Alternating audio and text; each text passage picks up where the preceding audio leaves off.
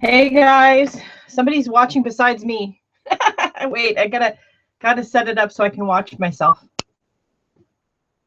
Let's see. It's been a crazy busy morning. How is everybody? I hope you're all good. I'm still seeing the commercial.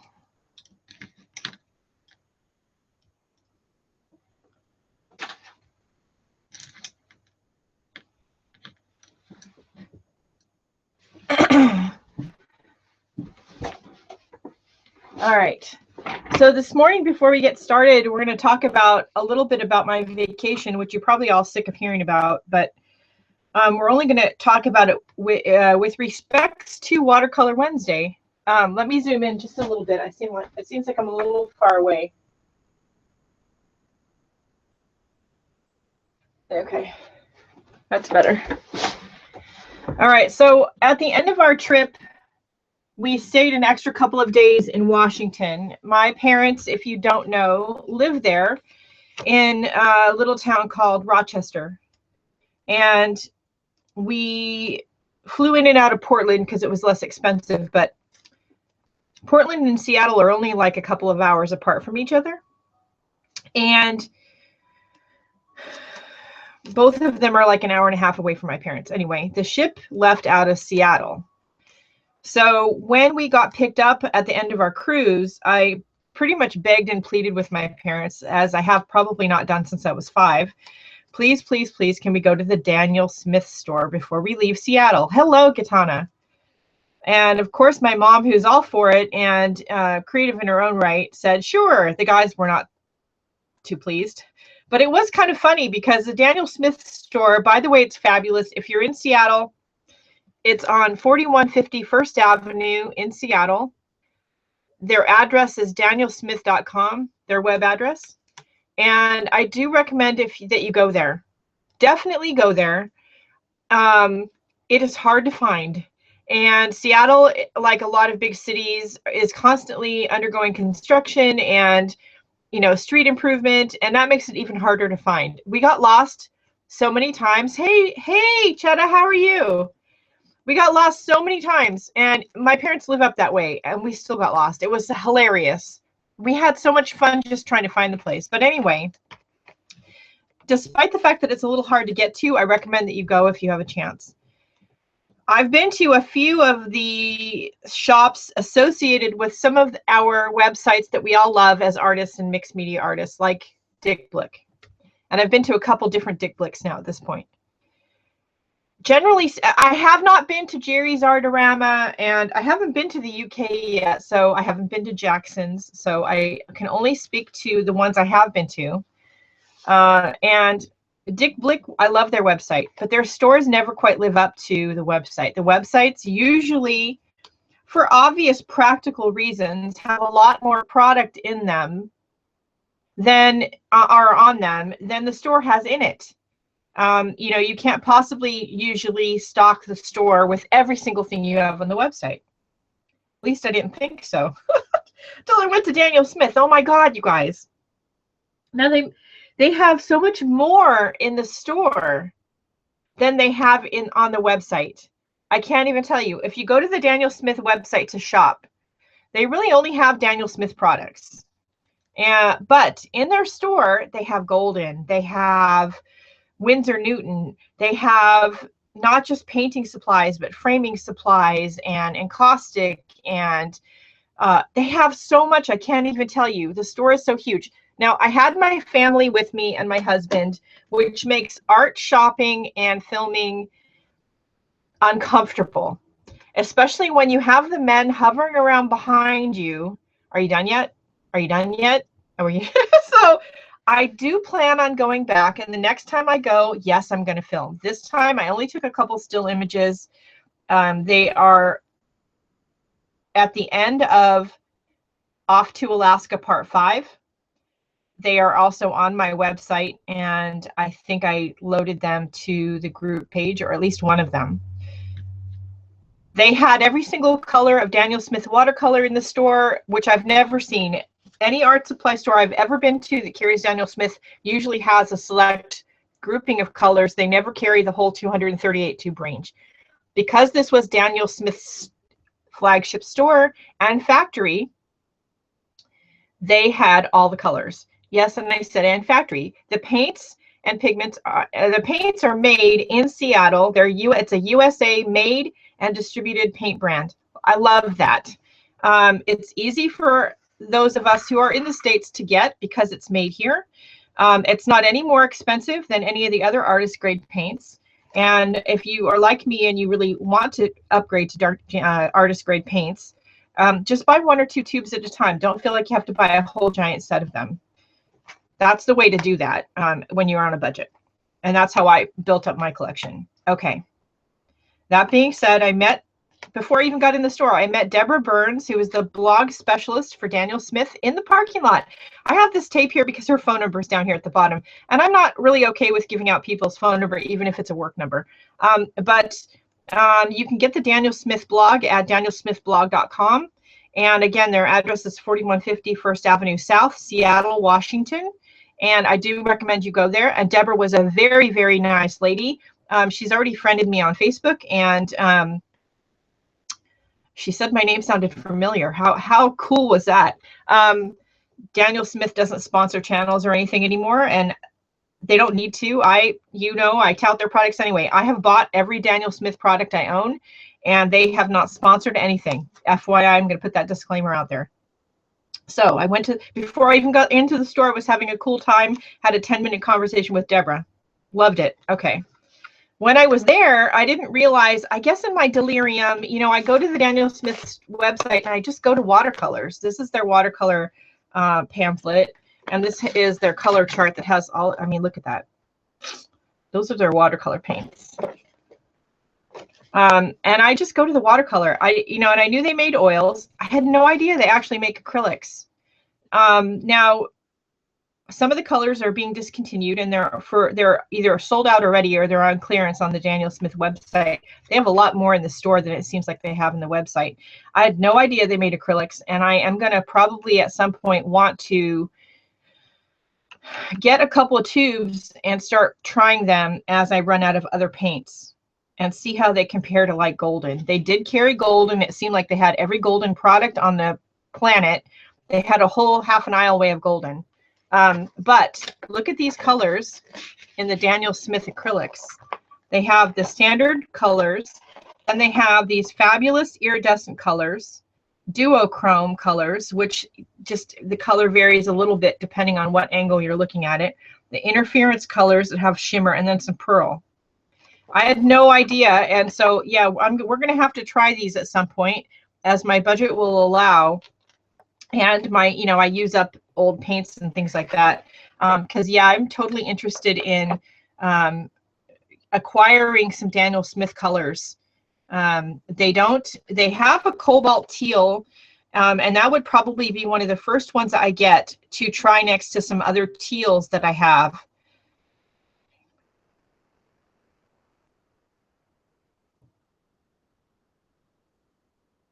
Oh yeah, I would change your settings to high.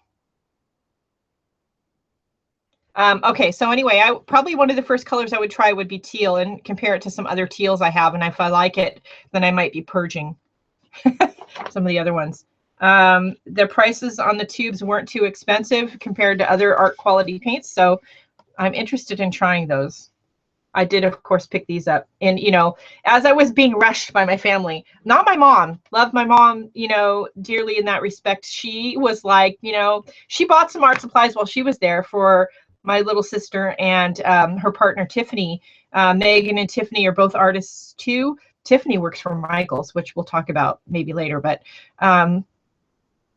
anyway, they're as crazy about art stuff as I am. And she bought them some stuff she couldn't resist while she was there. While I was there, I stocked up on something I actually needed, which was transparent watercolor ground. Think of it as clear gesso for watercolor. I've used it in a video recently. After the broadcast, I'll try to link it below. But I did a acrylic and collage background, and then I put a layer of this on it. You have to let it cure for 48 to 72 hours, and then you can watercolor over whatever was put on there underneath it. And that page will react very well to the watercolor. If you don't do something like this, then the watercolor is not going to react well to things like acrylic paint and glue. This gives it something to absorb into. And I was running low on this, so I stocked up. And of course, one of the things I wanted to get when I was there is because I've been wanting to try them are the watercolor sticks. And I was going to try to just get 5. That didn't work. That didn't work to just get 5. Their acrylics were, let's see. Before I tell you that, let's see. This does not say how big the tubes are. This just has the colors. So they had tubes, and they had tubs, like tubs this size and bigger.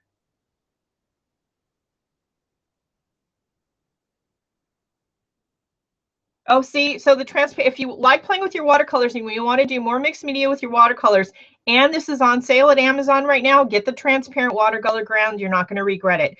Just remember that after you use it, let it set for 48 to 72 hours. Just set that book aside and work on something else. Don't try to work on it right away. Their acrylics seem that they had tubes and tubs, a couple different sizes of tubs it seemed like, and I think they started at like $6 or $7 for the smaller tubes.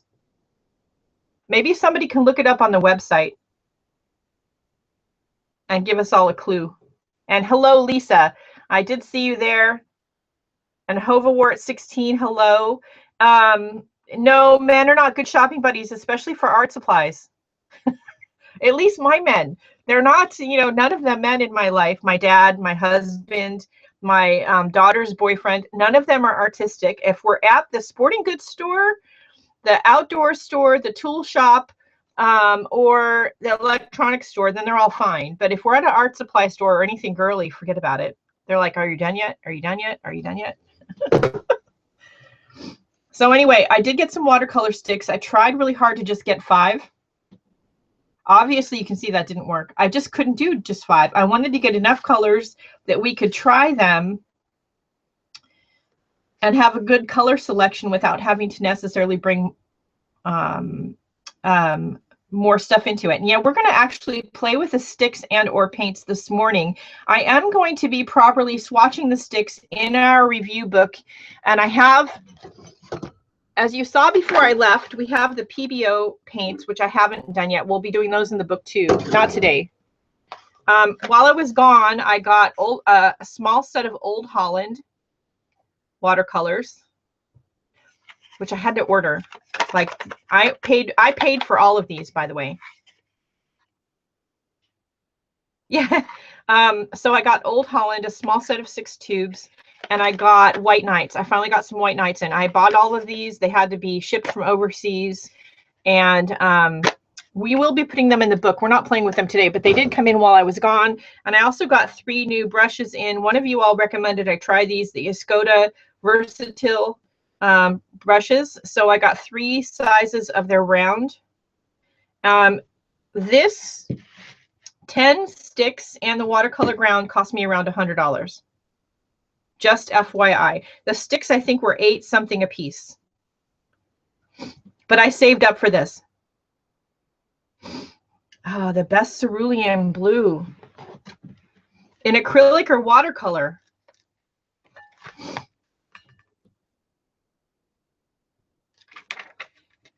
Not all companies even have cerulean blue. That's one thing you should be aware of. So I like Daniel Smith's cerulean blue. I was just double checking to make sure they actually had one. I also like Schmink on Mayberry blue. And you're talking about watercolor. If you want a really bright, vibrant cerulean blue, I would say go for Mayberry blue or Mission Gold, which is one of my new surprise ones that I like. And I could see using the Mission Golds with the Daniel Smith very much. Both of them are very light fast, so that would work well. All right. So we're going to be playing with these today. I have no idea how they work. I've never used them before. Haven't watched any YouTubes about them. I don't have any idea. We're going to play today. And we've got our brushes to try. I'm going to put Deborah's card over there. I do have my Daniel Smith palette. And these are the Daniel Smith colors that I have in here.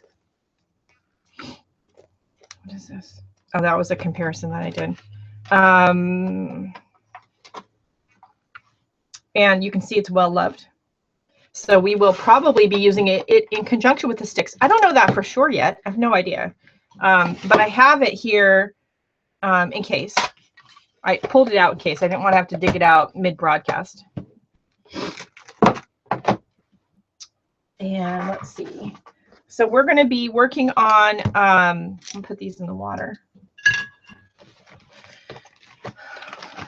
The poppies that we did on Monday. If you were here for Monday's Monday with Deco Art, then you saw me work on these poppies, some poppies inspired by these pictures that I took in Alaska. And we are going to be doing a watercolor version and trying the watercolor version.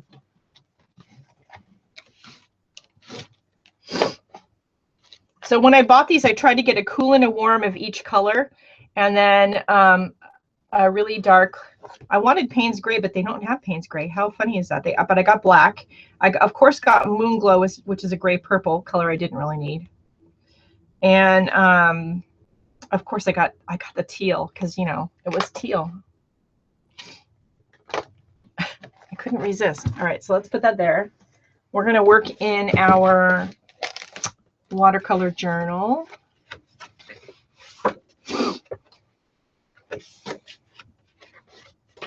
At some point when we fill this journal up, I'll do a proper flip and put it on YouTube for you guys. Before I left, I photographed a few of these pages so I can get some new postcards made. And there is a sunflower one I did from the Twinkling H2Os.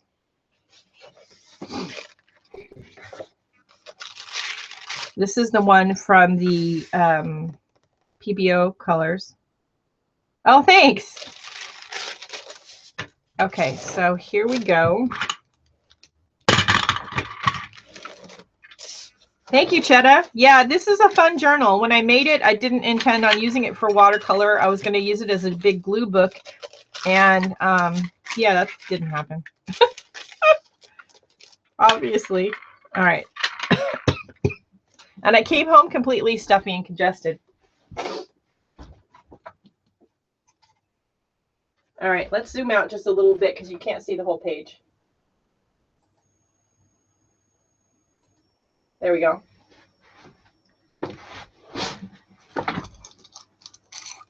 All right, the first thing we're going to do is draw. And let's see. I'm going to use, I think, this pencil. And I also want to have out my Pilot Varsity pen.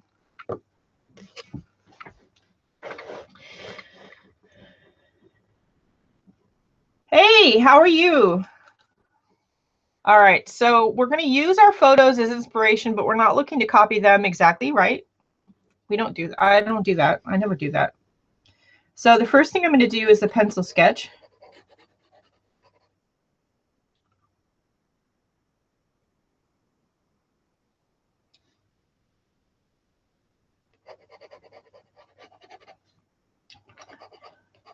Drawing what I see, not what I think I see. Think about that statement. It's way easier said than done, and it's something you kind of have to practice and train yourself to do.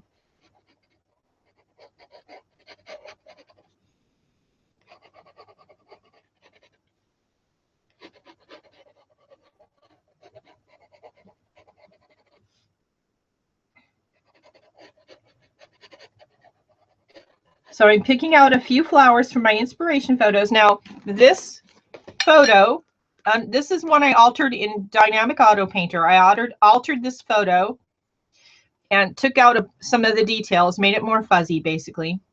I used the application called Benson. Dynamic Auto Painter makes your photos more painterly, and it's a good app to use when you're painting from a photo and you do less realistic, more expressive paintings like I do.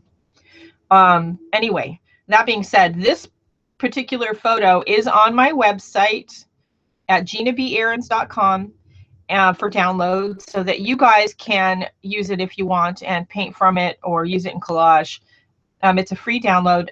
Go to the inspiration photos page.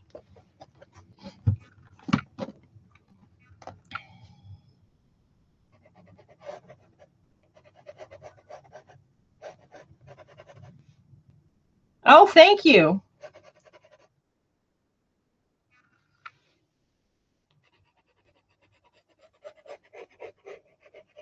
So lots of loose sketching lines. I'm going to leave the lines on here. I never, as you all know, never erase them. I like to leave them and let them help me suggest my shapes. I think they make the piece more interesting. There goes my dog. Because, you know, he knows mom's live, so let me bark.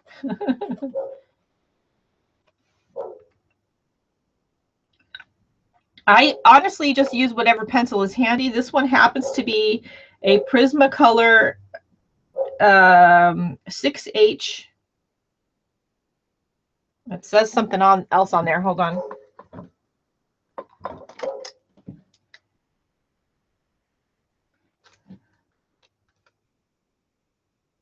USA Chemi-Sealed Prismacolor Turquoise 02273 6H. It's a 6H drawing pencil. I think it came in a set of pencils.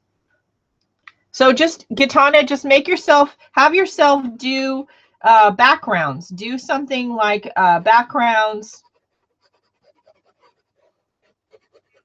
or you know, when you're having a block, that's when I do backgrounds. I clean and purge. Listen, we all get stuck for inspiration. Maybe if you're really stuck, that's the time to get out of your space and out of your own way and go out and take photos. Go walk around the neighborhood, take some photos of some pretty flowers and plants.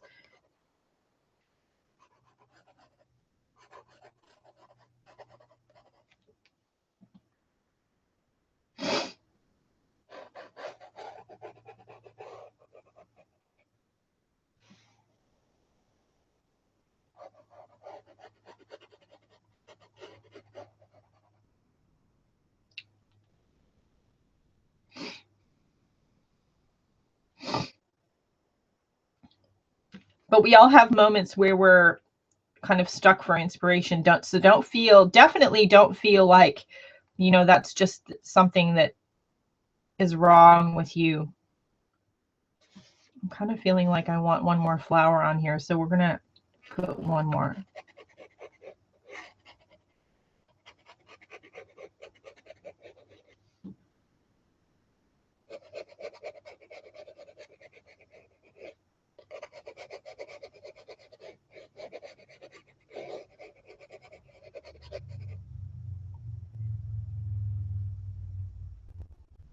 I don't, when I'm doing watercolors, I almost never erase the pencil. And I usually use something pretty hard because you really can, you know, you can push really hard on it. And because the lead is so hard, you're not going to get a dark line. Honestly, though, most of the time I don't care. I just grab a pencil.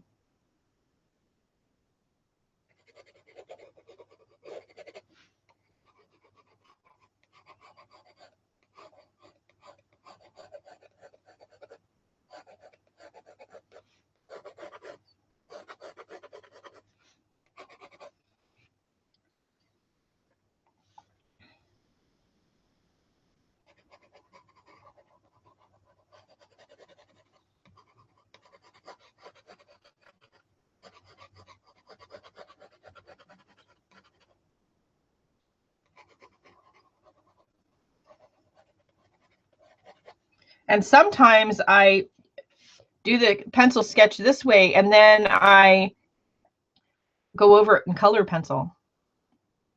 Let me make my picture bigger and see if you guys can even see what I'm doing. Oh, you can't. Why didn't one of you say something?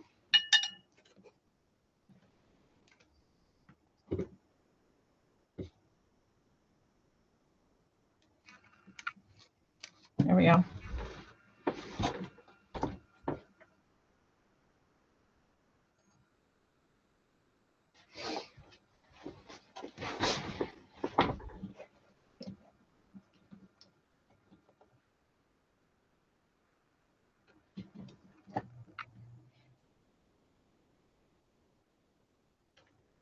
Suddenly my picture is blurry. What the heck?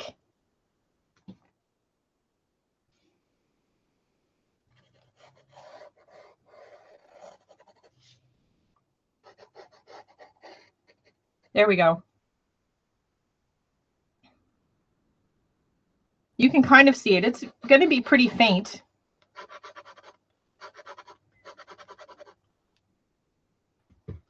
But I do want to zoom in a little bit for you so you can see the pencil marks a little better. Let's see.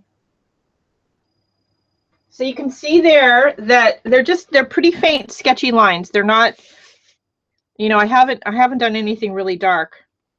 And I really just suggested the leaf stems.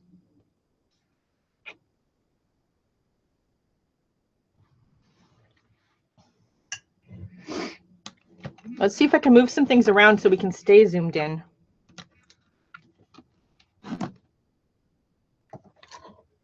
Move the iPad.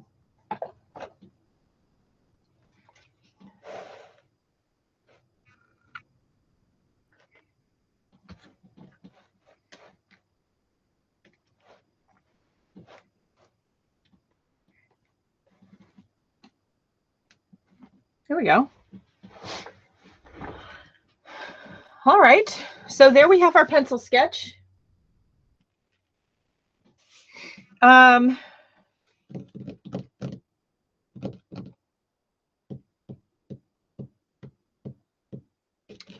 I do think we're going to put some Pilot Varsity pen on here.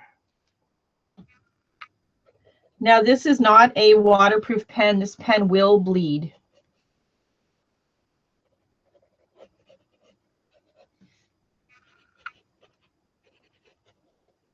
But I know that, I'm prepared for that. So if you're going to, you know, whatever pens you're going to use in your painting, whether you're using watercolor or acrylic, know what they're going to do, and so that you can work with it. And I just want to put a little bit for right now where the flower centers would be. I'm not going to go too far with this pen because we might want to add more of it later. I have no idea how these work. I have a red, a pink, and a violet. I think that we're going to start with. And we're going to take our medium brush. I need a rag. Now, before we get started, let's grab a scrap of paper. And let's use a dark color so that we can see it on camera. This is, what color is this? Quinacridone red. Now this is just coloring it straight on the paper. I'm going to do this first because I don't know what these crayons are going to do. Look at that.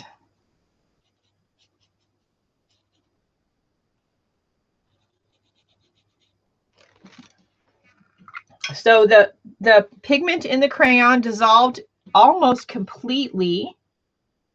And look how brightly pigmented they are. Plus, these are light fast. This is rated excellent. They have the light fastness rating right on the crayon. How cool is that?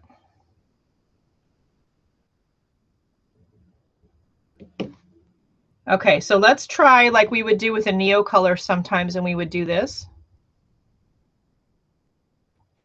Oh, look at that.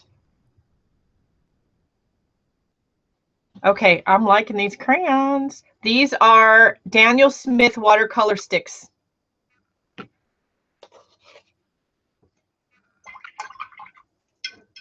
And good morning, Ellen. Okay, so we are going to start with, we're going to start with the red. I want to start with the red, so we're going to start with the red. I'm going to start by taking it off the crayon.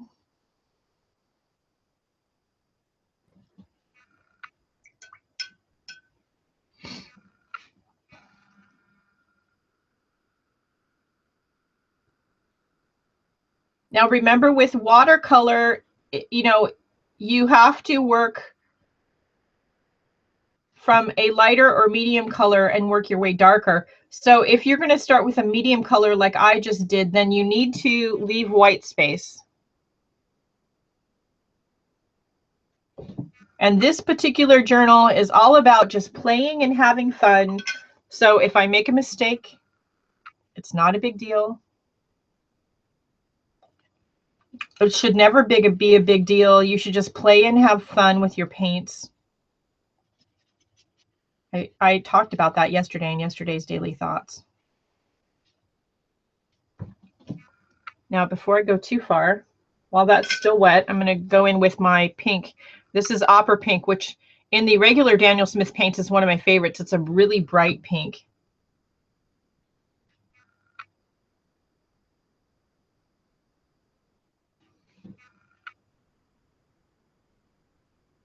Oh, but you know what? I'm just realizing I can do this, right?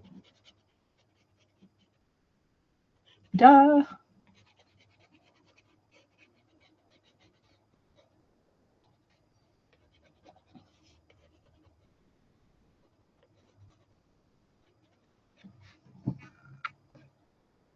I like the look that you get. A little bit crayony, a little bit watercolory. You can blend some of it. You can choose to blend all of it. I think I like these. Now I'm going to go with the violet. What color is this? This is quinacridone violet. Let's test it on our little piece of paper.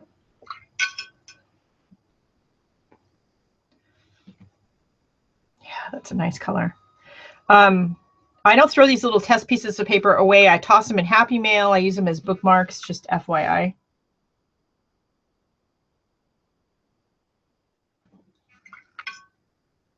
Hey, Paper Junkie, how are you?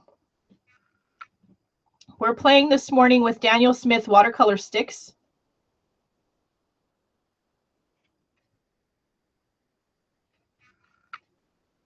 Now, I did hear a rumor not long ago that Neocolor 2s are not necessarily light fast. We all love our Neocolor 2s. I have a big giant collection of them. Daniel Smith watercolor sticks are, of course, depending on the color, they may be more or less light fast than other colors. But that's an advantage to using, sorry, I'm having trouble painting and talking at the same time. That's an advantage to using like a fine art paint painting material. Neocolors are student grade, which I had no idea until recently. I am from California, as my husband will tell you, because he's from New York, the land of fruits and nuts. And it really is the land of fruits and nuts.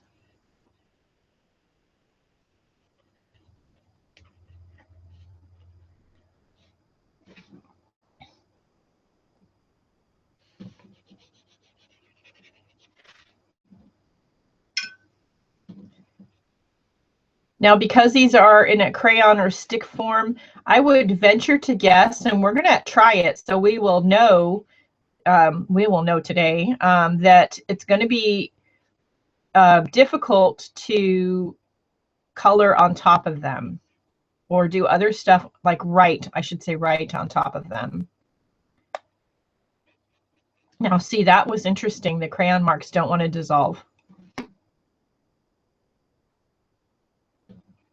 So we'll just work with it.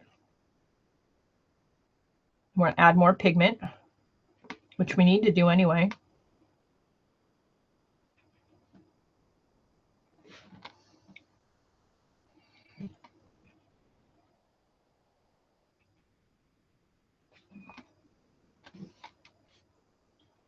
Can you hear me crunching on my cough drop? I came home congested, full of allergies. Alaska is beautiful, but it's very rainy and everything's blooming.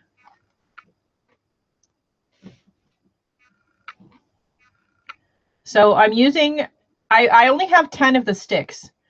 I love them, but I only have 10 of them. I mean, you know, my budget will only go so far.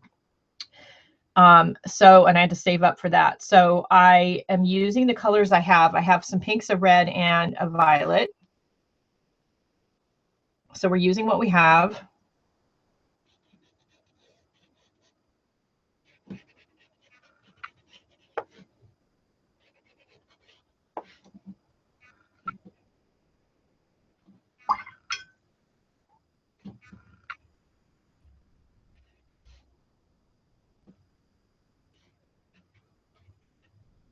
And I have the inspiration photo right here. So I'm using it as inspiration for where to put the colors. I have lamp black, which we're going to grab a little bit of.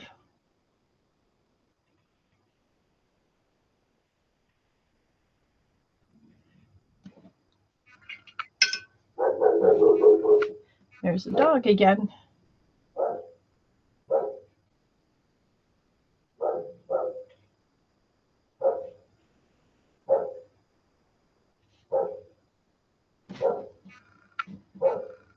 So I like to work with the paint when it's pretty wet for the most part. I like to work with what's happening with the unexpected puddles and blooms of paint. I find that fun. And it's a challenge, controlling where your colors go and what happens, and letting that suggest the shape that you want. Yeah. And Alaska's a rainforest, so everything's blooming like all the time. And everywhere I went, they have these giant, beautiful red poppies. This is Moon Glow, which is a grayish purple color.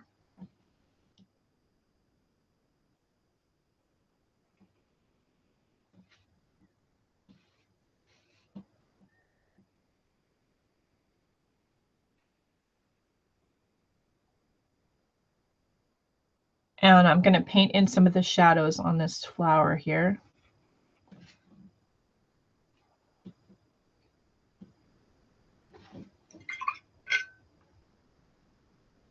Yeah. He was glad to have us home. Not that he doesn't, you know, like our daughter or anything, but he loves Dad.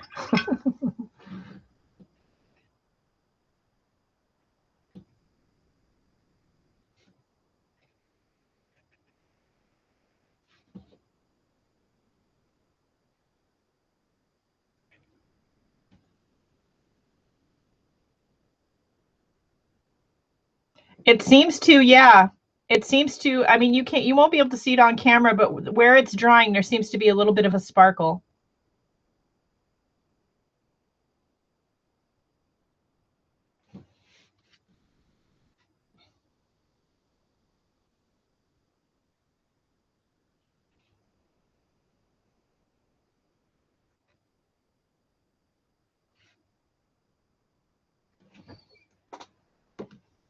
Now, I don't have green in the crayons, so that's one of the things we're going to have to break out the other palette for.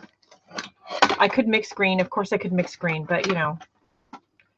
a big fan of mixing colors. I mean, I know how.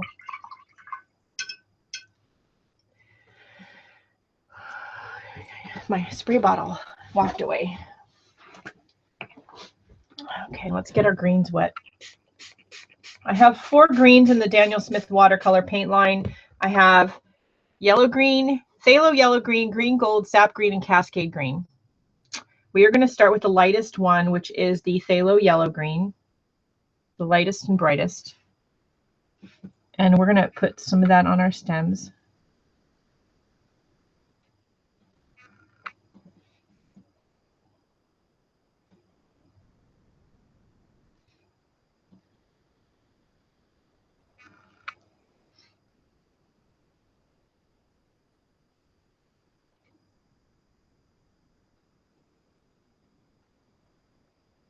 I'm barely touching my paintbrush to the paper,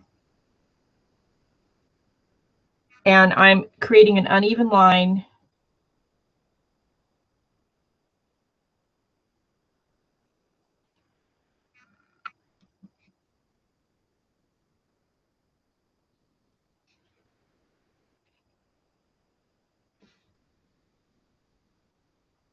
Touching on all the places here where there would be sunlight hitting, hopefully sunlight hitting the stems. Okay, now we're going to go in with a darker green, and I'm going to go in with sap green.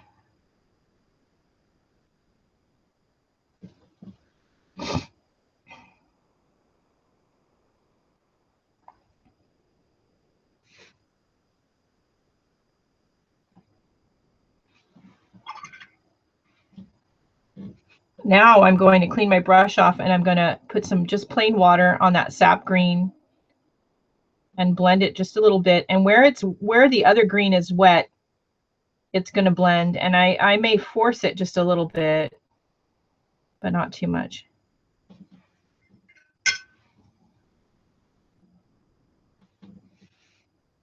We're going to do all the stems first. Try not to stick my hand in anything that's wet.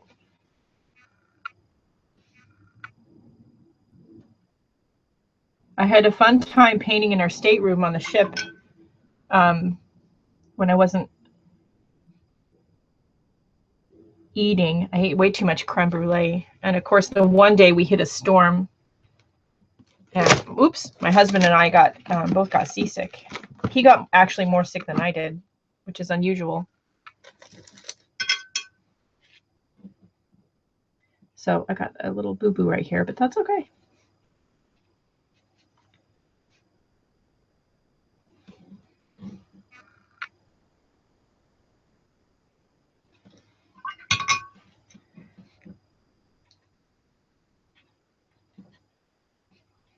We're going to just make it work. I'm not usually for neat paintings on it anyway. I like the splattery look. So we're going to go with it. See, something was telling me to be splattery.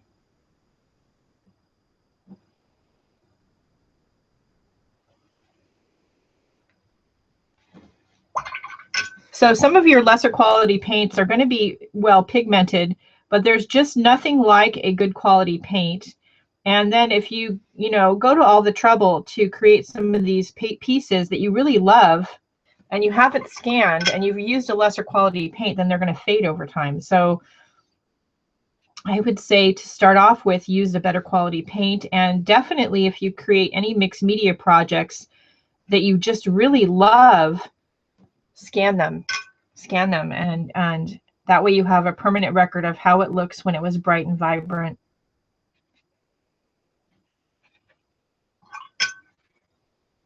I'm just putting some water on here, and I'm letting things bleed.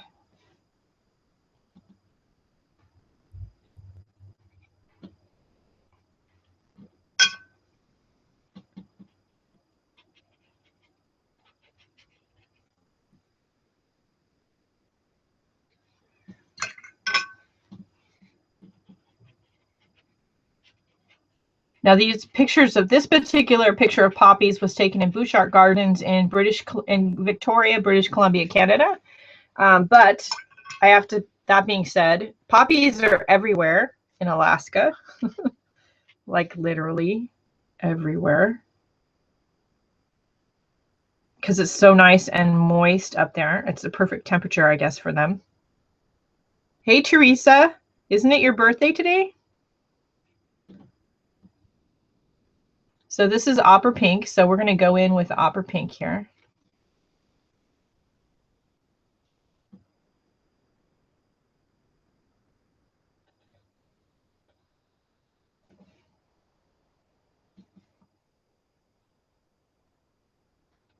And I'm going to put it on the parts of the poppy that are lighter and brighter, that are being hit by the sun.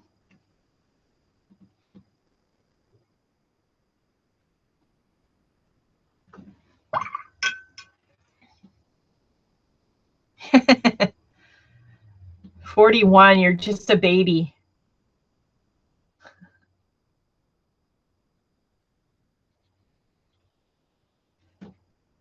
Oh, to be 41 again.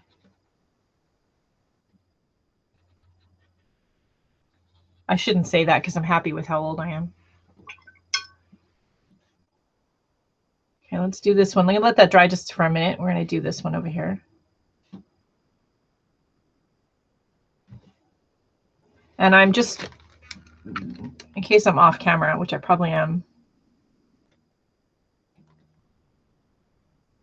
I'm swiping it off the edge of the crayon. For those of you who are just joining us, like Teresa, I'm using Daniel Smith watercolor sticks, which I bought when I was in Seattle on my vacation.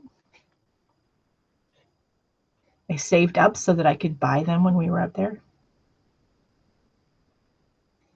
Been really wanting to try them.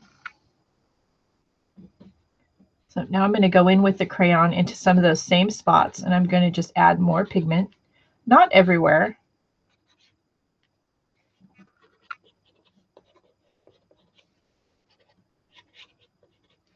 Yep.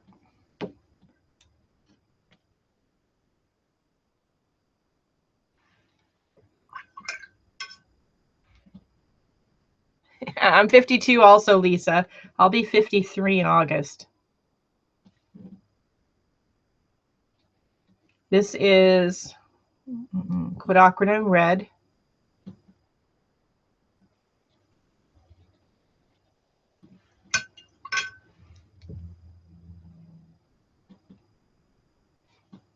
I'm really liking them, and I think that I mean, I have a limited color range here. First of all, they don't make all the colors in the sticks that they have in the regular paints. That's the first thing you should probably know. And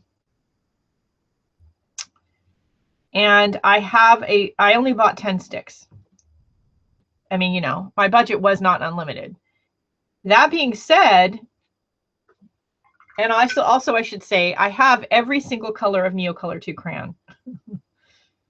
That being said, of the limited colors that I have, I like the way they behave better with the water than the Neocolors do.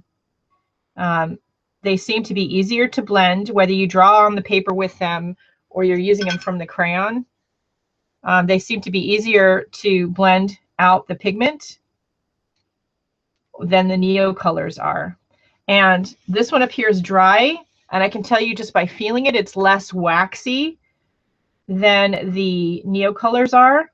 One of the things we're going to try today is we are going to paint these flowers, and then I think we're going to go back over parts of them with a pen to see how they write on top of, because any of us who have used Neocolors know they don't really write on top of very well because they're so waxy. So I'd be interested to see how these perform. I might like them better, even though there's limited colors.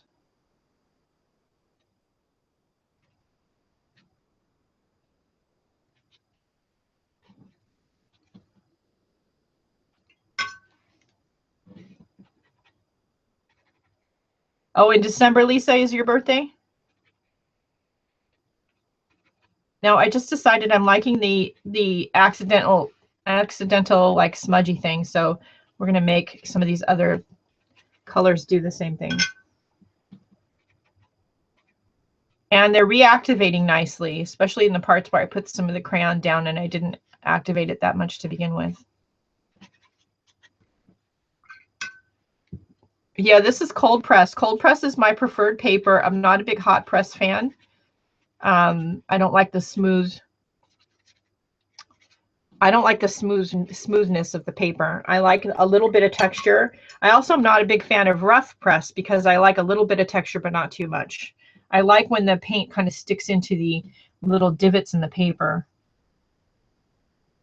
And the only way to know what your paper preferences is to try them.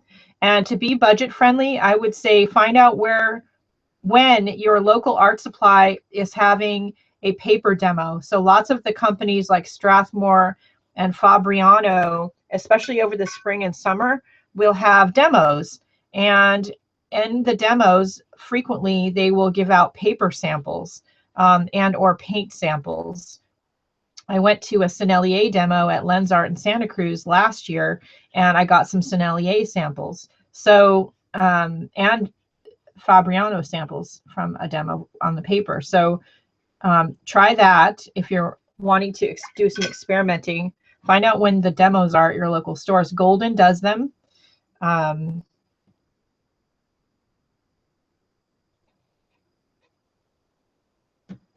Golden, last time it's been a while since I've been to a Golden demo, but last time I got, I think, a sample of medium and a sample of paint. I think it was a fluid acrylic.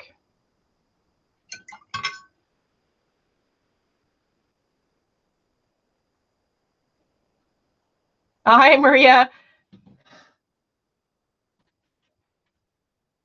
You know, 49, 50, they're not that hard. You know, I don't know, for me, some reason turning 40 was like a big deal, but you know, 50 was no big deal. I don't know.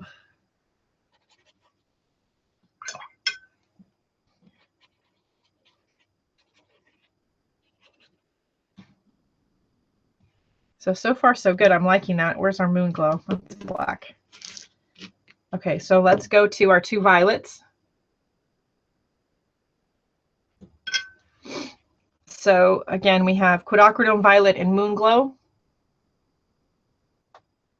Yeah, I don't care anymore. It doesn't matter. It's just a number. Regardless of your number, none of us live forever, so you know.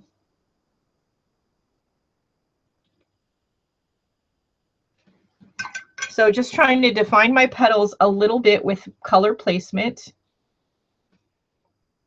And this one's a little too uniform for me, so we may have to revisit it. I much prefer this one. But, you know, that's why we work in this journal. This is you know, these are little studies. So if I was going to work on an idea for a painting and I wanted to work out the colors in it and the technique for it before I actually painted it, like for a client or somebody or for a gift, I would do it in here first and work out any problems I had with it here before I did the real thing. Yeah, I much prefer the way this poppy is turning out to that one up there. So we might have to revisit it and see if we can fix it.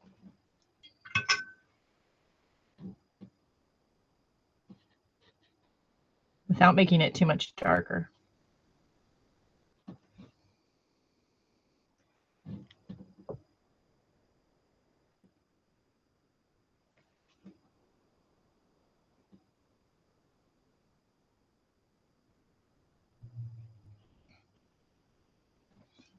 So in watercolor, painting a darker color around a shape will help you define said shape.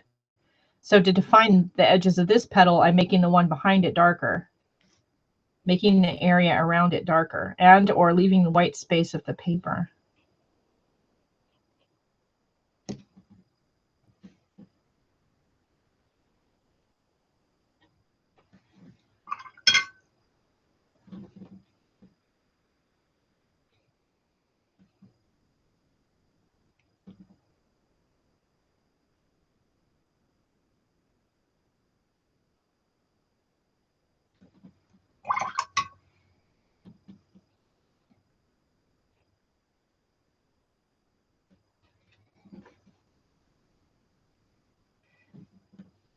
Okay, I think one of the things I like about these and I don't like about this is that shapes are less uniform, and this one's a little bit too just regular in shape. So we're going to have to do something about that.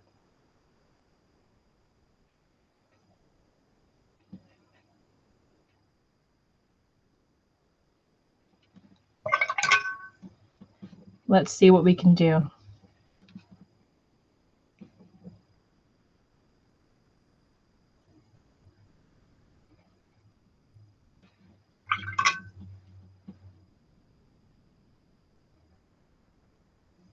So laying on the pigment and then putting the water on the page in the direction I want the pigment to flow. Let's see, let's try that opera pink.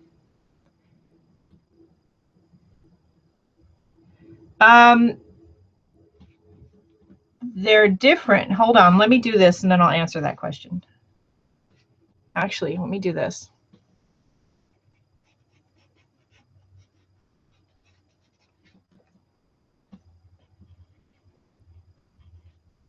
They're different. I think that for me, they're more of a coloring tool. I mean, I think I still prefer the tubes because they're both equally easy to use, but the tubes, there are more colors in the color range, to be honest. There's not as many colors in the sticks. But if you're talking about just adding a few water-soluble things to your paint kit for like traveling, these sticks might be easier to travel with than tubes of paint or a big palette box. Like I don't ever take this big box traveling. It's too big.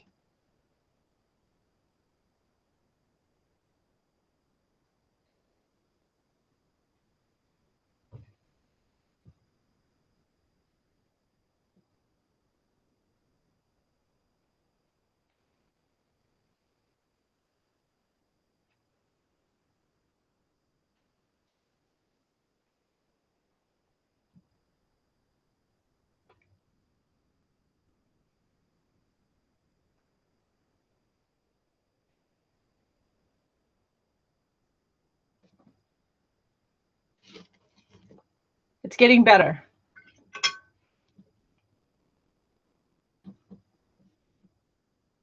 But I think if you are, you know, if I had to do it again and I was taking a class that said that you need to have a water soluble crayon, I think I would probably buy these versus the Neocolors. I like the way they work better.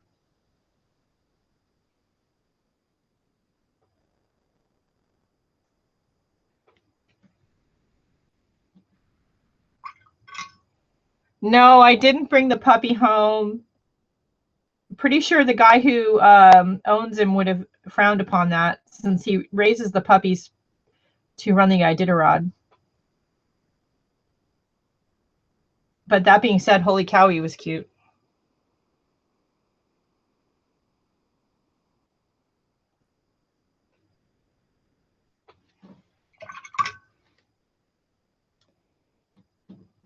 You know, Lisa, when my grandmother passed, it took us months. She had so much stuff, we had no idea.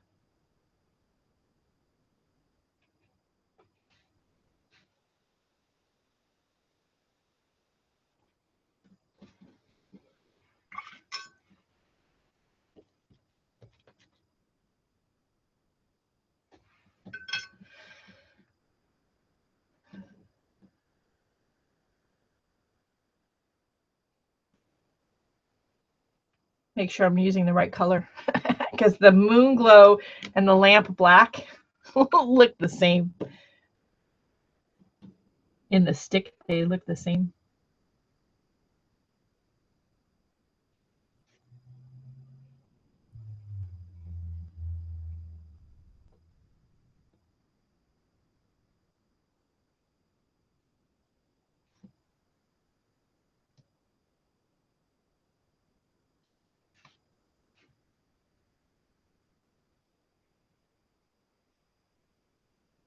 Oh, thanks. Yeah, we did. Thankfully, my grandmother didn't live that far from where I was. And all four of her kids were living. So, you know, I was just kind of that. She wasn't my mom. She was my grandma. So you know, I was there to help them do what they needed to do. But still, it was a big job.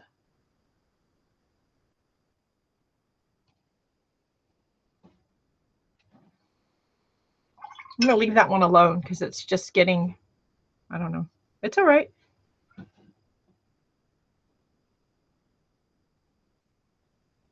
going to come down here and work on these.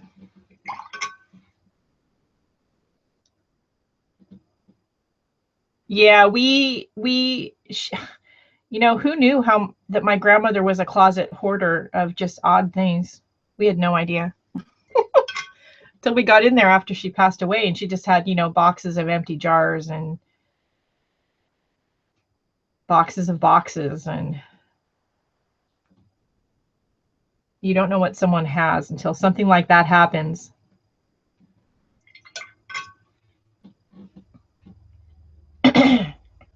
And especially if you're on a timeline to like sell the property, and that doesn't make it any easier. It makes it harder.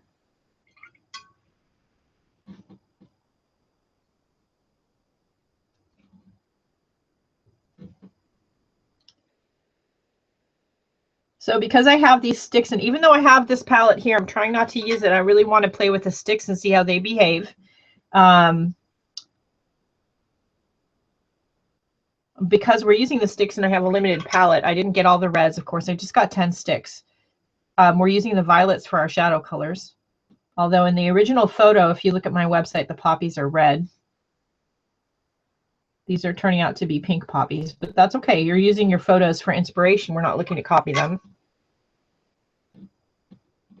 Shipped from Kansas. Wow. Nobody went through it in Kansas before they shipped it to you? Holy moly.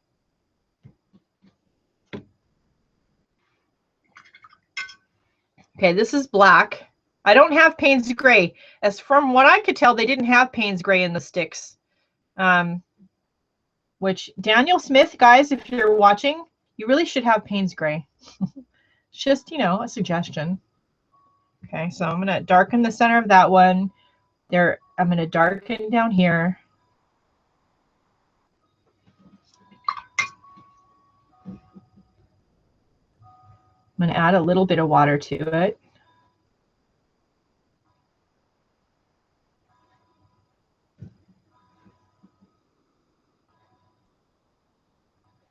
So just because your inspiration photos are in particular colors doesn't mean that you have to paint them in those colors. You print the pictures in black and white so you're not distracted by the original colors, and then paint them in whatever colors that you want.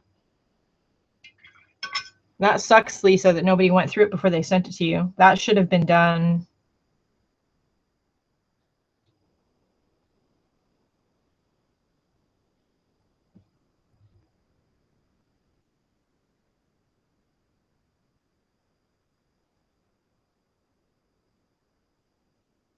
I do think they make a sepia, and I don't think I bought the sepia because that was like the one little thing they were out. I got raw umber instead because they were out of that color on the shelf. So, but I can see me adding to these definitely. I am finding them a lot easier to use than the Neocolors. They just, you know, they just don't. They have a limited color range, but I'm liking them a lot.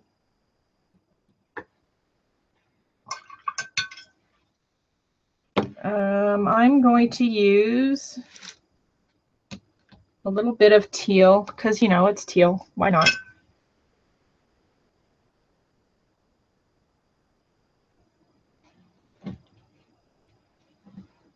Here's my big brush. I am liking these brushes, by the way. These I bought from, where did I get? I ordered them from Jackson's when I ordered the Old Holland paints. And they're Escada Versatile synthetic brushes. This is a number 8 round, and the other one was a number 4 round. And then I have a small, tiny number 1. And I am liking them a lot. They work very well. They were a little bit hard for me to get. So do I like them better than Princeton? Not necessarily, because for me, they're a little harder to get. Not really for any other reason other than that. So I'm just putting a little bit of this teal in the background to sort of just brighten up a few little parts of the background.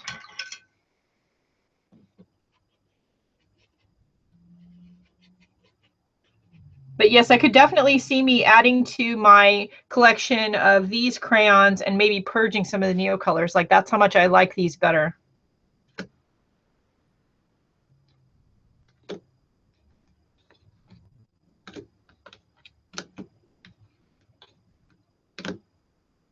Okay, now, like I said before, though, I don't have any greens. I'm going to have to get some greens in here. We're going to go right into the Cascade green.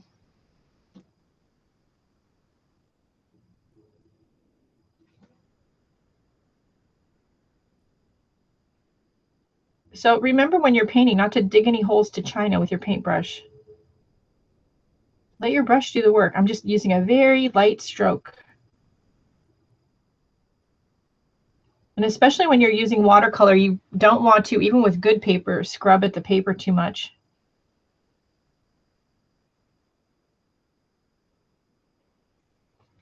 Okay. And then I'm going to come back in with a little bit of water. I got my brush wet, but I'm dabbing it off on a rag. So blotting it, I should say, so that it's not soaking wet. And I don't want to lose all the expressive marks I just put on here with this dark green, but I want to blend some of them, make it look a little more painterly. Okay. Now we're going to go into our sap green.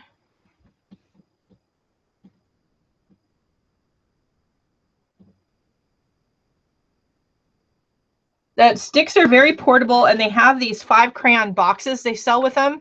So you could get like 5 crayons and stick them in your travel bag. That is very portable, and these little protective boxes are really nice.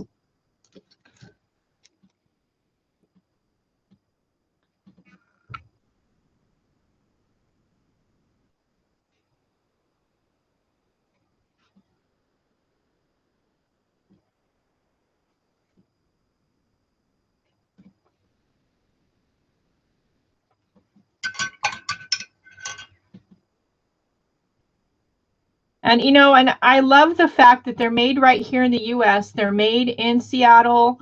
Their factory is right there next to their store on South First. That's fabulous.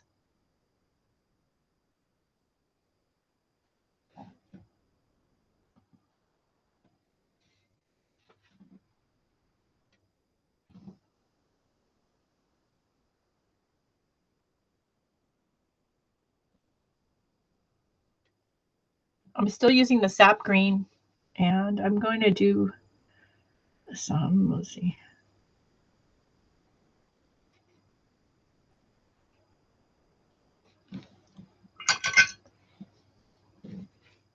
So I just tapped the brush to that stem that I painted earlier in the light phthalo yellow green. I want to suggest a leaf. I'm not looking to necessarily paint an exact leaf.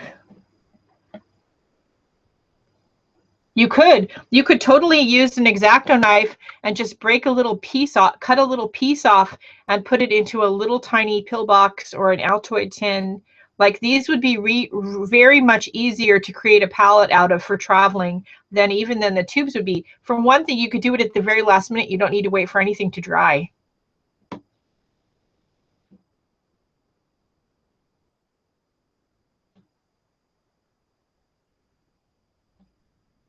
Now, normally I do this with a filbert brush, even in watercolor, but you don't have to. Use whatever brush you have. It's just a matter of tapping the brush to the paper, sort of in a zigzag, making your zigs and zags a little smaller as you get up towards the top.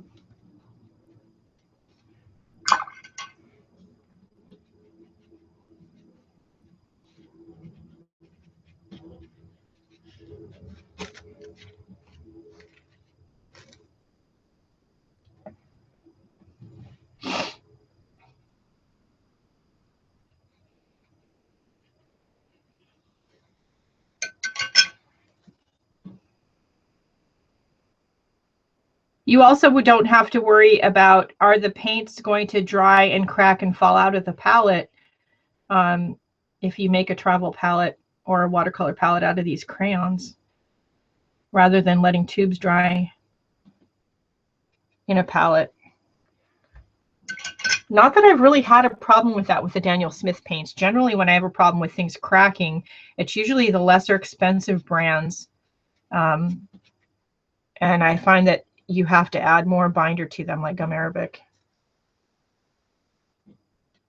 I can already tell you I'm going to want like a selection of greens. I can already tell you that. All right, so let's see.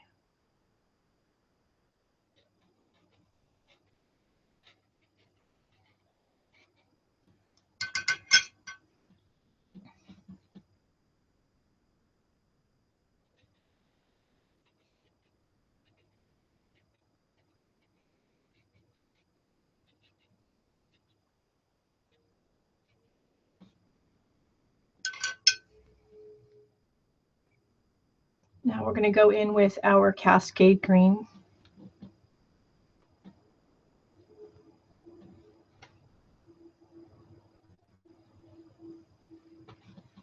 Needs a little more water.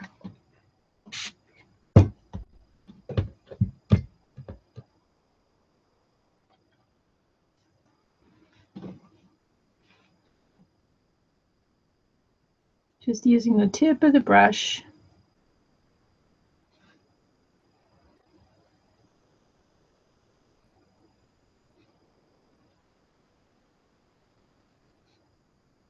Adding some suggestive shadows with the darker color. You could totally use a Prussian blue for this. Of course, Payne's gray. There's a lot of colors you could use to do this. I have the Cascade green, which is a dark blue green, so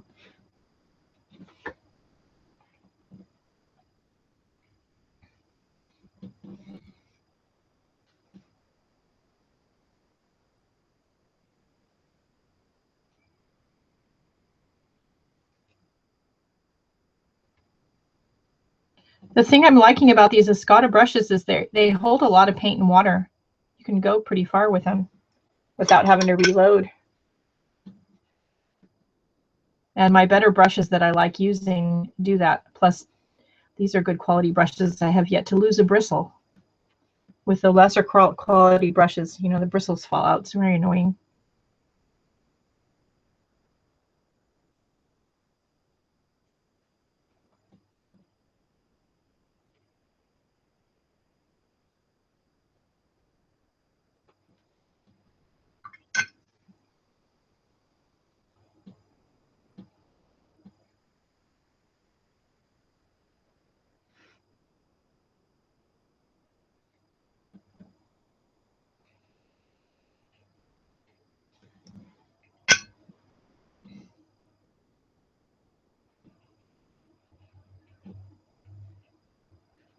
I'm forgetting to talk, aren't I? Oops.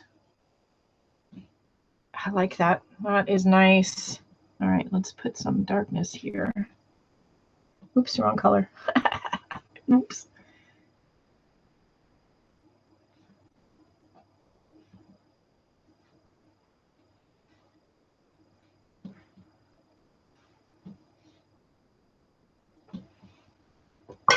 That is really nice. I'm liking these. Let's see, black, no glow, violet, red, pink.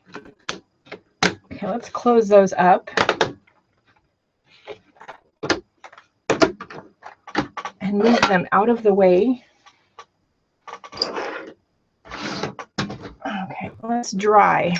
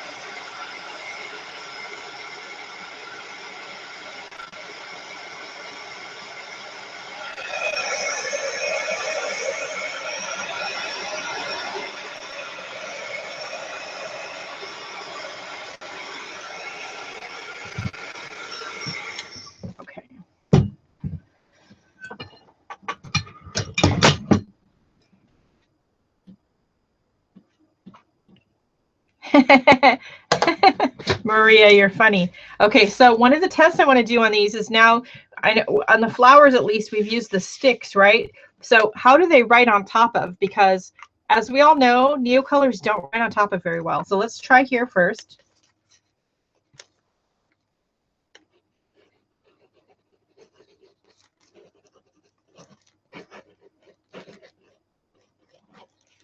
You know, they write on top of beautifully. If this was a Neocolor, you couldn't do that.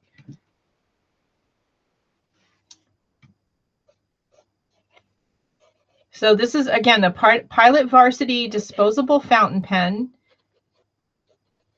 And I'm just going to use it to add some marks to my painting here. I'm not looking to outline everything. It's just another layer. It's another tool. Don't be, don't be afraid to use other stuff with your watercolor. We're mixed media artists, for God's sake. No rule. Mixed media means no rules.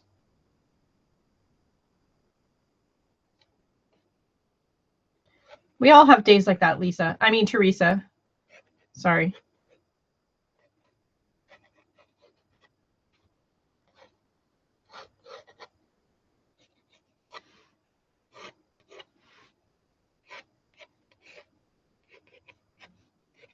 So mixed media does mean and should mean no rules.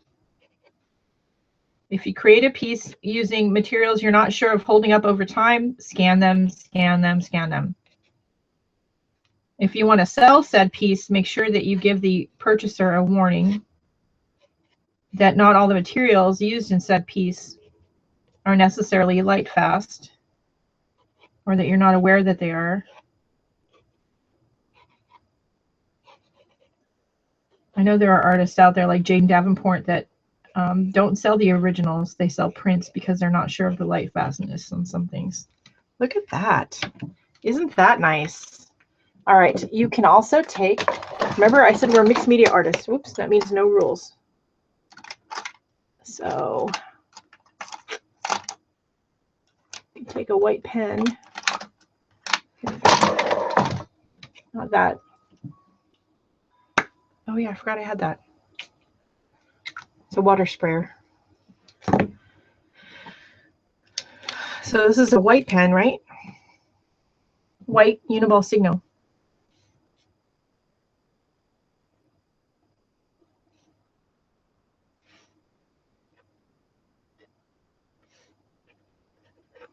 So don't be afraid to come in with a white pen or a white gouache. You know, this is about having fun and being expressive, or at least it should be. It's not about listening to art snobs tell you, oh, you shouldn't be doing that, or you shouldn't be doing this. That's a load of hokum. Don't listen to them. Do what feels right. Now look at how that white and black pen just made that pop. And when you're working in a journal like this, you know, these are, think of it as a study. So these are studies, and they're not necessarily anything you ever expect anybody else to ever see. And if you do something you love, well, sure, then you could do a bigger piece that you want to hang on the wall. But you can really be free to just be expressive and make marks and create something that's just really lovely. I love that very much. Okay, now let's watch the colors that I did buy, because I definitely did not use them all on here, but isn't that pretty? Get out a couple of scraps of paper. That was a Uniball Signo white gel pen, which is generally the pen I use for doing this when I'm working with watercolor. I even carry a Uniball Signo in my travel kit. It's like my go-to pen. I use it a lot. In fact, I usually don't get just one of them. I usually get a couple of them. And I always usually get them at Jet Pens. These are kind of my go-to pens at the moment. Uniball Signo in white and the Pilot Varsity disposable fountain pen in black. Okay, we're going to set this aside somewhere.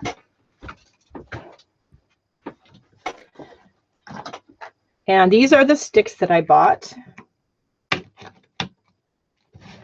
Daniel Smith, again, Daniel Smith watercolor sticks. And let's see.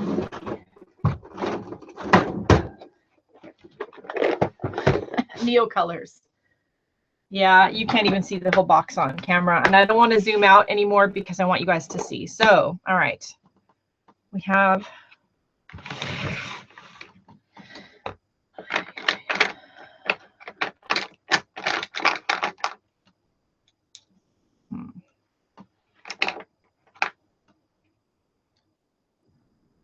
I need my reading glasses.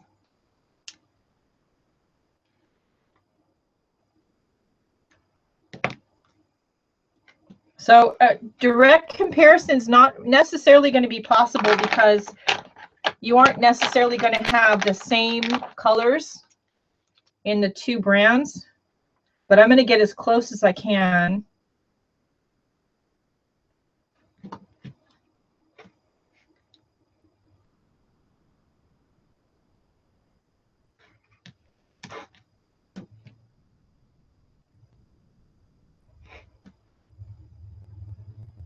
Without digging through my entire box of Neocolors, because honestly, that would get old really fast.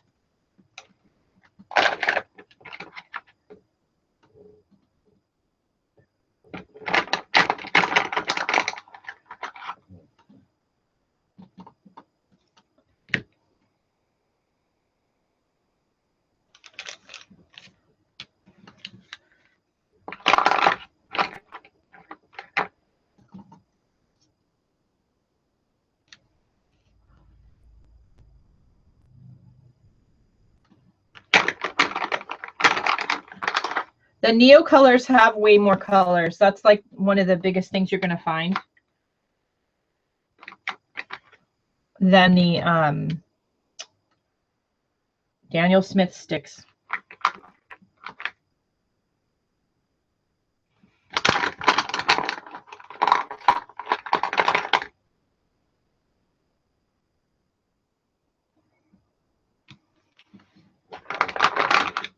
Oops. I should have done this before I got on and did the live broadcast, but I didn't think of it till just now.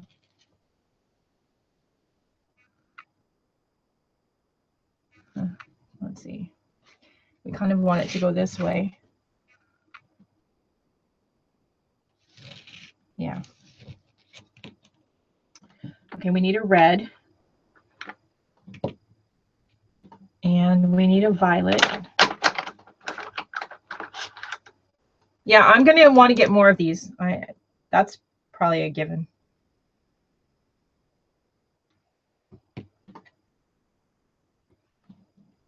There's no way on the planet that Neocolor has anything close to moon glow, so we'll just pick one. Let's see. What is this one? Let's do this one. And then brown. Burnt umber. That's actually burnt umber. And then black. All right. It took me a while to get all the Neocolors, just FYI.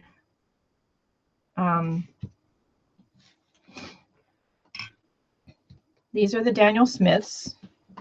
So this is, what color is this? New Gamboge. This is Neocolor. Golden cadmium yellow.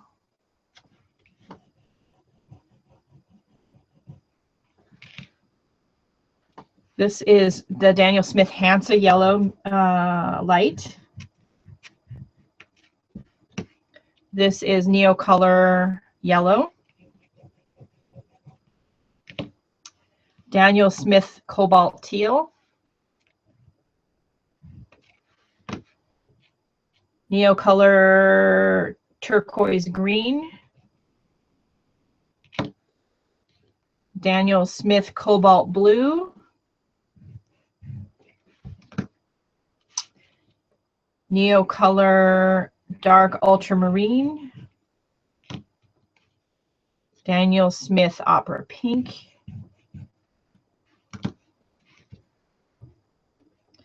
Let's put more of that on there. Neocolor Raspberry Red, which is going to be darker because it looks like a darker color. See, there you go. Daniel Smith Quinacridone Red.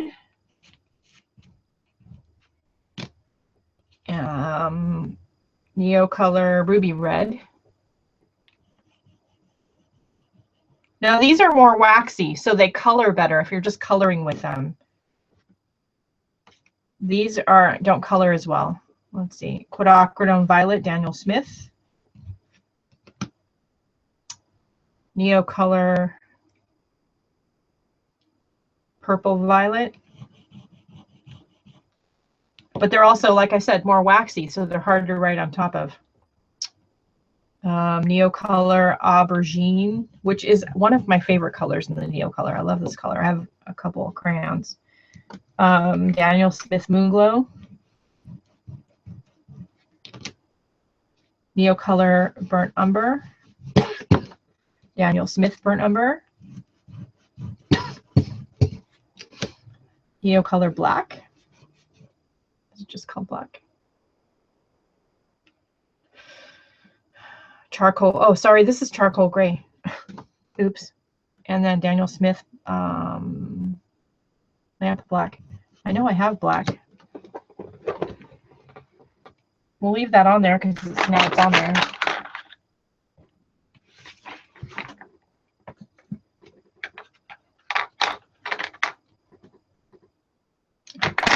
This is black, Neocolor Black.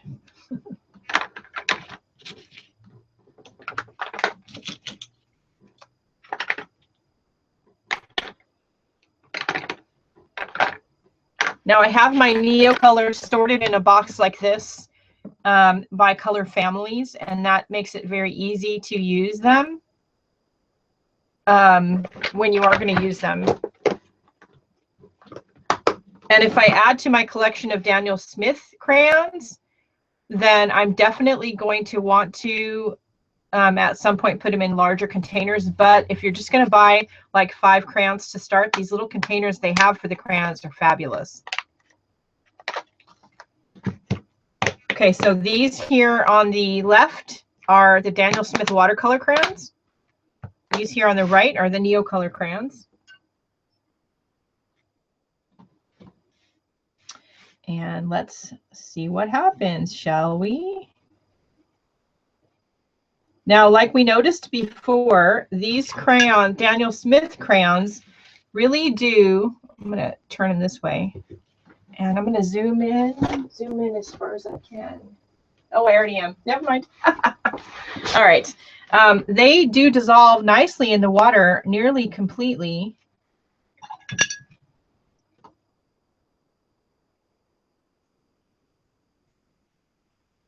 Look at that luscious teal color.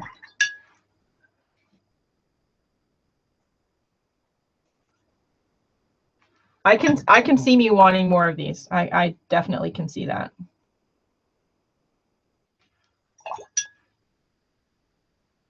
That's okay, right? We did a painting using my new Daniel Smith watercolor sticks, and right now we got the painting done. I'll bring it back on camera before we're done here, but right now we're doing a direct comparison with the watercolor sticks and Neocolor 2. This sample I'm doing right now is the Daniel Smith watercolor sticks. They dissolve very nicely. As we discovered already during today's broadcast, they also write over very nicely, which any of you who have used the Neocolors for your mixed media know that Neocolors don't necessarily write over very nicely. So these are the Daniel Smith colors that I have. And again, I could work at these a little bit more than I am for the sample, but what I am noticing, generally speaking, is that it's fairly easy to get the whole crayon to dissolve nicely in the water without working at it too much. These are the Neocolor 2s. I didn't pick the exact colors because I didn't want to dig through my whole box of Neocolors, but I tried to get close.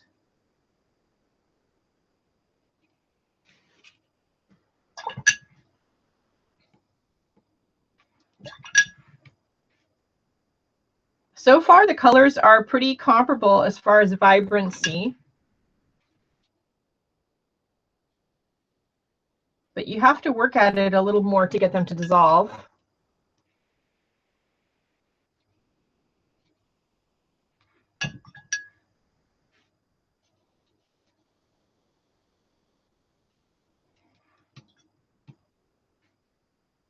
Now, both of them you could color on your pages or papers with them and then dissolve them instead of with water clear gesso.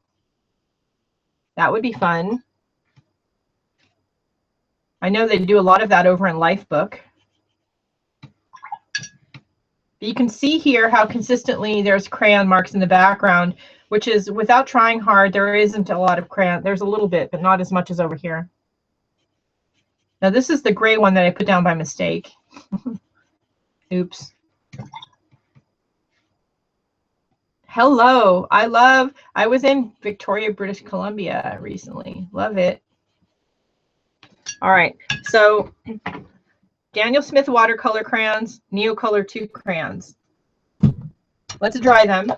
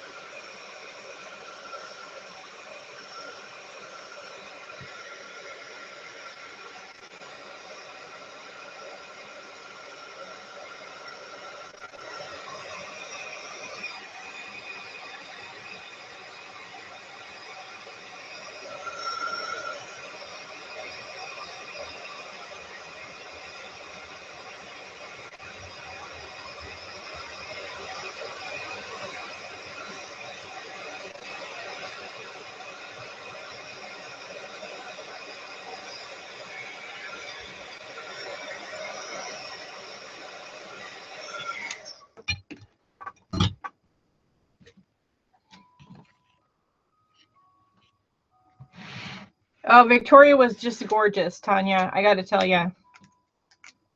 Okay, so this is the Daniel Smith one, and we did a little piece earlier when we were playing and creating our poppies that they write over very nicely.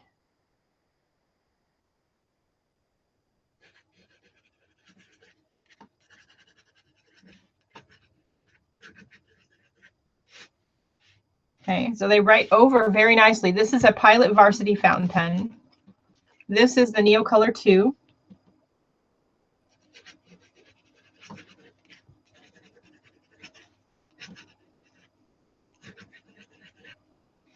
This is writing over it okay, but I feel like it's not writing as smoothly. I'm having more trouble.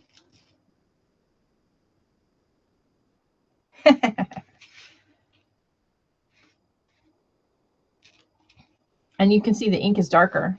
But they're both very vibrant. And the Neocolors are student grade. Caran d'Ache does make an artist grade, which surprises me that these are the student grade Neocolor 2s. That really surprises me. And I understand a rumor circulating around right now is the Neocolor 2s are not light fast. The Daniel Smith watercolor crayons are, the light fastness rating is right on the crayon. That's the other thing, is on the Neocolor 2s. I'm going to put my reading glasses back on here so we can see if it's true. This is purplish red, water soluble waxed pastel, Swiss made. Water soluble, Caran d'Ache. How's their address? It doesn't say anything about whether it's light fast or not. It conforms to AP, AST, something M. But the rumor is these are not light fast. And there's nothing on the crayon to tell you if it is or not. On the Daniel Smith watercolor crayons. Light fastness, excellent. It says right on the crayon for each color. Now, like, because depending on the pigments you use, they may not all be excellent. So you're going to want it, like this one is light fastness 2. This is light fastness 1. So this is light fast, but less so than the teal.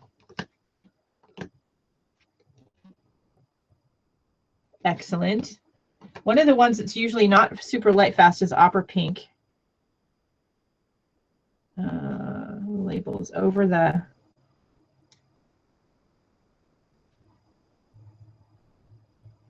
Yeah, this is light fastness 4, which is not very light fast, if at all. Opera pink, I love that color, but it's not light fast.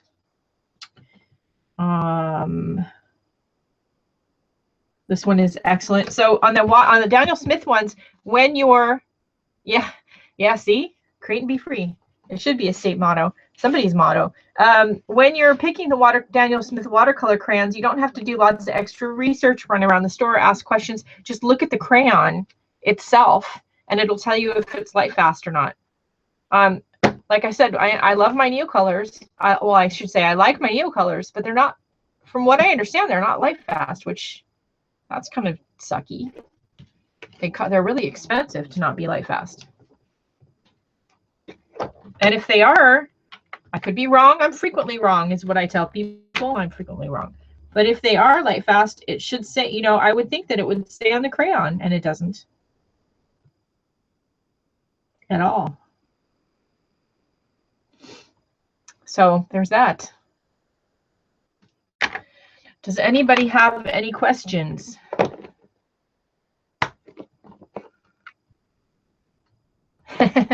Who doesn't love cake? I ate way too much creme brulee on vacation, you guys. No cake for me for a while. So these are my new toy. And yes, I saw the post. I love these little boxes. I got the boxes at the Daniel Smith store. Their art supply store is the first one I've ever seen that actually carries in stock the empty metal palettes and the empty watercolor pans. 99% of the time, I've got to order parts when I want to put a new palette together. The Daniel Smith store has them in stock in their store. That's how good that store is. That's how much they have everything. They have porcelain palettes. They've got the empty metal palettes. They've got acrylic paint, oil paint, watercolor paint, paper crafting supplies, framing supplies, everything.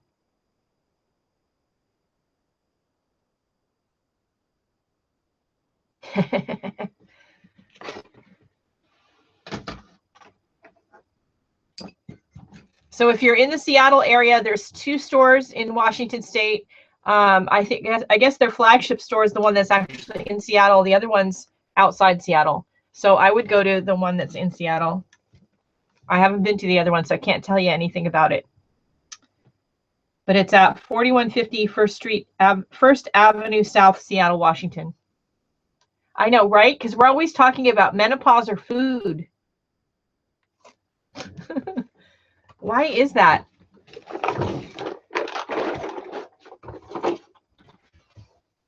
So this is the painting that we made today. And the flowers were done with the watercolor sticks. The stems were done with the Daniel Smith regular watercolor paints. And I know, right? We're always talking about menopause or food here on the live broadcast. I'm not sure why that is. Oh, this palette? I get asked about this palette a lot. There's 2 common questions I get. So I get asked about this palette a lot. I get asked a lot of questions about my paint collection that are honestly nobody's business. They involve finances. But I will tell you that I built up my collection of Daniel Smith paints by buying literally 3 tubes at a time. I would go to my local art supply store with $25 and I would buy 3 tubes of paint that I wanted. And I built up my collection that way. When I wanted a color that they didn't have, I went to their Daniel Smith website and ordered them. But I always limited my, whatever my, you know, I limited my budget because I didn't have, you know, unlimited funds to build up my palette. This box is an empty Schmink palette. I learned after I bought it that there were cheaper options out there. The one from Jackson's Art Supply out of the UK looks exactly the same, and it's a fraction of the price. So I definitely would say look around for the container that you want to put them in. The containers are going to come without the little pans, so you're going to want to order pans. This is a 48 pan palette. You can get 52 pans in it, and it fits in here nice and tight, and they don't slide around. So yeah, there's 52 colors in here.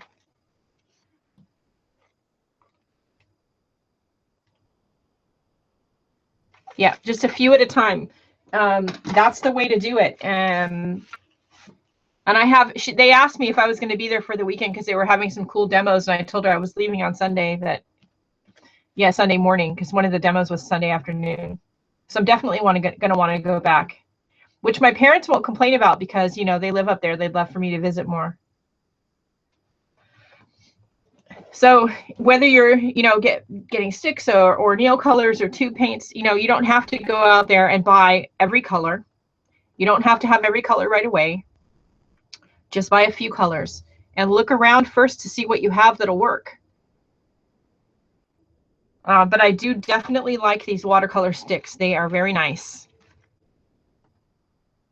And I love the way these flowers turned out. And, you know, when you do these little sample cards, I don't know about you guys, but I save them and I put them in Happy Mail, or I make bookmarks out of them, or they end up in mystery boxes. Yeah, Lisa, let us know about their demo, more about those their demos. Deborah did ask me if I was going to be there for the weekend because they were having some demos that weekend that I was there, and I was leaving, so I wasn't going to be able to go to them.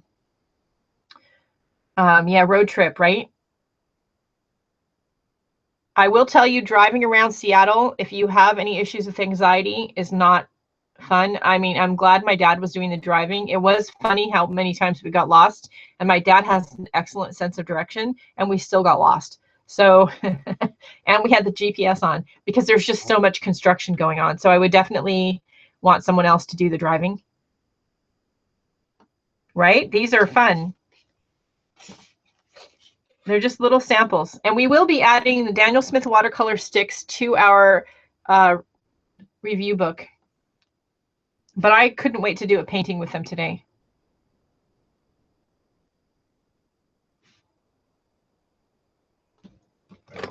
And when you're putting your travel watercolor kits together too, you know, look for some small, you know, spray bottles like this one to activate your, you know, paints with. Now, this is from my former employer, American Greetings. They sent these all to us. It was a gift to all the merchandisers. It was originally filled with hand sanitizer spray, and I just washed it out and filled it with water.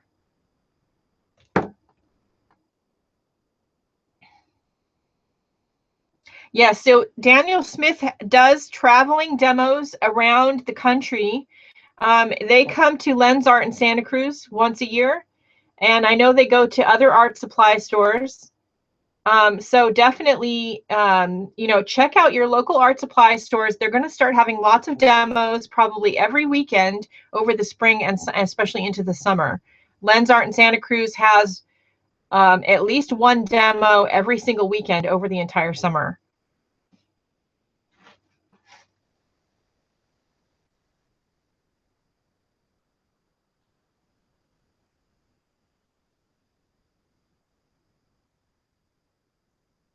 Yeah, we kept getting stuck, Hovawart. We kept getting stuck on the freeway instead of trying. We were trying to get down to First Street, or First Avenue South, and we kept getting, because of the construction, accidentally rerouted onto the freeway. It was just, it was, at some point, it was funny. We passed by the giant Ferris wheel twice, and I don't know how many times we went by the port.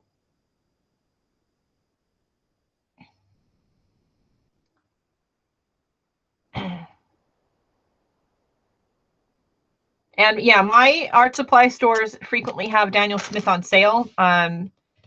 So it's good, you know, and danielsmith.com will sometimes have a sale. So if you're going to want to stock up on your paints, your colors, and expand your palette, whether you're going for the crayons or the tube paints or whatever, I want to try the acrylics. Look when they have a sale, and you know, if you only have $25, you can make it go a little farther if you do it when it's on sale. Does anybody have any questions? And I am liking these brushes. Again, these are Escada. Let's see, wait, let me try them off. These are Escada Versatile synthetic brushes. I did have to get these from Jackson's out of the UK because I was going to be too hard for me to go do a bunch of research and see if I could find them locally. And none of the local websites had them.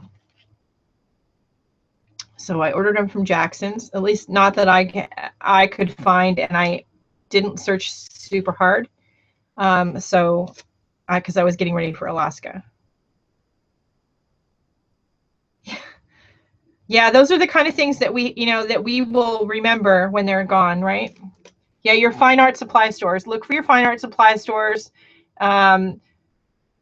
If you have a college or university nearby, there may be a fine art supply store near the college or university. So look there. You may have to go 1 or 2 towns out to find one. They're not frequent like they used to be anymore. Oh, good. I'm so glad, Lori. But yeah, that's one memory I'm always going to remember, getting lost in Seattle with my dad and my mom yelling at him because he's hard of hearing, and her yelling at him in the front seat. No, not that way. Go left, and him going right because he can't hear her. That was, I'm telling you guys, it was hilarious. Even with hearing aids, he doesn't hear her, so I don't know what that means. Maybe that's why they've been married so long. All right, that's it for today, you guys. Daniel Smith watercolor crayons, 2 thumbs up. We love them. They're made in the USA. They work fabulously. Love them, love them, love them. Yeah, don't they? Don't they? So yeah, I'm glad I added them to my collection of things, and I will probably be looking to expand the collection of those. They're a little more expensive than the Neocolors, but look how much bigger the crayons are. I mean, the crayons are just huge in comparison to the Neocolors. They don't have as many colors as the Neocolors and as the regular Daniel Smith watercolor line. The colors are more limited, but what they have is very nice. Oh, I'm glad too. I will be back on Monday because we'll do another Monday with Deco Art. I have got to go run some errands. My daughter is moving out with her boyfriend this weekend, and I've got stuff to do. And mystery boxes to mail. Mystery boxes sold within a couple hours last night. I've got to mail everybody's mystery boxes today. It'll be, the recording for today's broadcast will be on the channel. You'll be able to watch me do the painting. And yeah, don't be afraid to, mix up your mediums. We're mixed media artists. That means there's no rules. So just because you did the painting with watercolor paint doesn't mean you can't go back and add pen and gel pen or acrylic paint or something to it to jazz it up.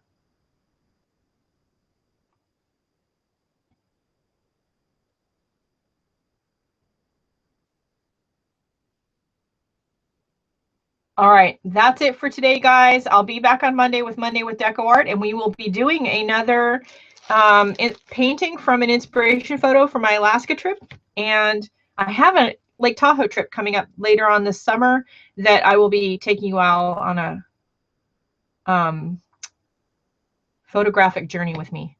Do you have a postal scale to compare their weights? Oh, yes, I do have a postal scale. But it might say on the, hold on.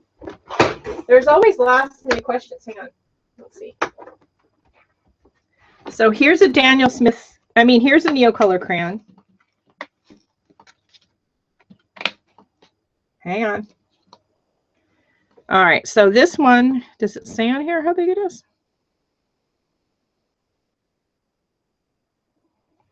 I'm trying to read it without my glasses on.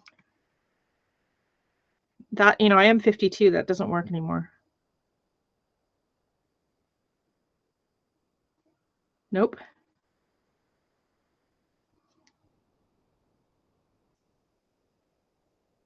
Neither one of them do.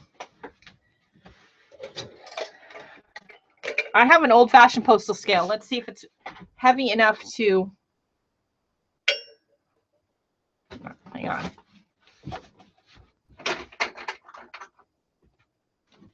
Okay, let's weigh the Daniel Smith one first. Or two. There are no rules. Write it on your wall. Okay, 2 Daniel Smith crayons is just about an ounce. That's for 2 crayons, so about a little less than half an ounce each, because they were a little less than an ounce. All right.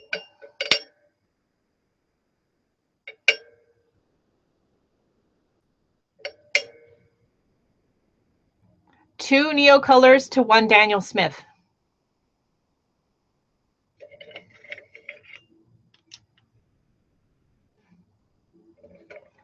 I'm not sure yet, but we will be there for a week.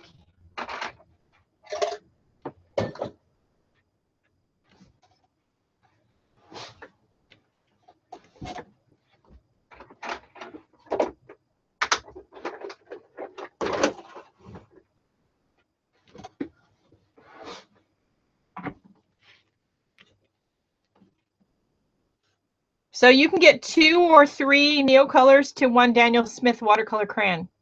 I'm watercolor stick. So these are about double the size of a Neocolor.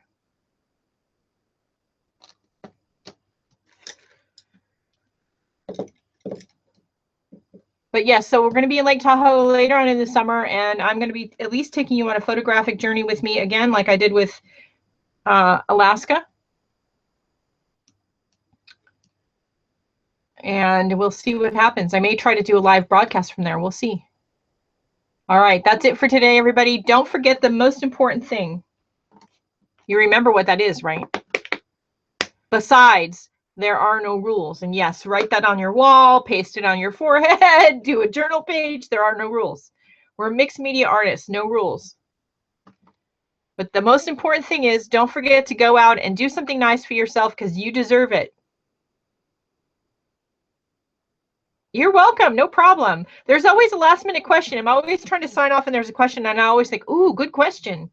So no worries. But yes, if you go to the Daniel Smith store and you run into Deborah Burns, tell her I said hello. Hey, Daniel Smith has a Facebook group, and on their Facebook every single Wednesday, Deborah posts a What Color Wednesday post. So they'll put a color swatch on there and they have a contest. Well, it's a little game that you guess what color that is. So go over, and I already did my guess this morning. I'm pretty sure I'm wrong, but I did my guess. So go over and to the Daniel Smith Facebook page and see if you can guess what color green that. It's a green color. All right, that's it, everybody. I'm going to go run my errands. I've got to get the daughter's boyfriend, not my boyfriend, I don't have one, a graduation card. He graduates this Friday from college, and they're, like I said, moving in together. So I've got to get some gifts and run some errands and mail those mystery boxes. All right, Monday we'll be back with Monday on Deco Art, and Wednesday we'll be here with Watercolor Wednesday. And I think that we're going to be working with either the White Knight or the Old Holland.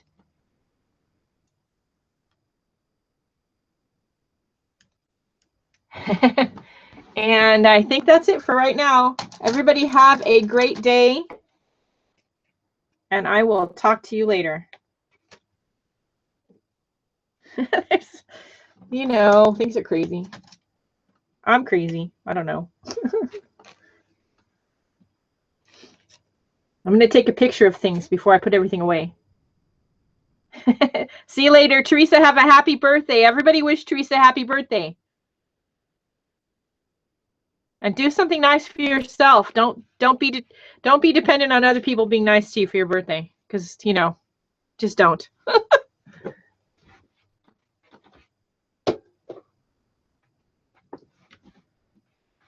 All right. Bye, guys.